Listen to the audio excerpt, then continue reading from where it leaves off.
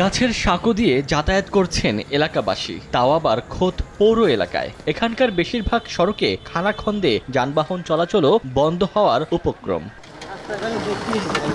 এই বেহাল চিত্র ঝালকাঠির নলছিটি পৌরসভায়। স্থানীয়দের অভিযোগ, প্রকল্পে কোটি টাকা বরাদ্দ হলেও কোনো কাজই হয়নি। পুরো পৌর এলাকাটিতে বেশিরভাগ রাস্তাঘাটে মরণ ফাঁদ। এখানে নেই কোনো ডাম্পিং স্টেশন, বেহাল দশা ড্রেনেজ পয়নিষ্কাশনে। আর রাতের বেলায় সড়কে বাতি জ্বলে না বেশিরভাগ স্থানে।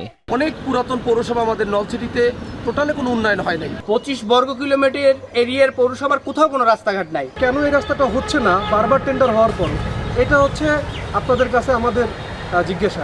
এ অবস্থায় পৌর প্রশাসক বলছেন, নাগরিক ভোগান্তি দূর করতে 1 কোটি টাকা ব্যয়ে বেশ কিছু উন্নয়ন প্রকল্প হাতে নেওয়া হয়েছে, তবে তা দৃশ্যমান হতে কিছুটা সময় লাগবে। চলমান যে প্রকল্প ছিল কিংবা দীর্ঘদিন ধরে কাজ বন্ধ আছে এরকম যে প্রকল্পগুলো ছিল তার মধ্যে কিছু কিছু প্রকল্প আমরা কাজ শুরু করানোর চেষ্টা করেছি। 1865 সালে যাত্রা করা 25 বর্গ কিলোমিটার আয়তনের নলছিটি পৌরসভায় 50,000 লোকের বসবাস।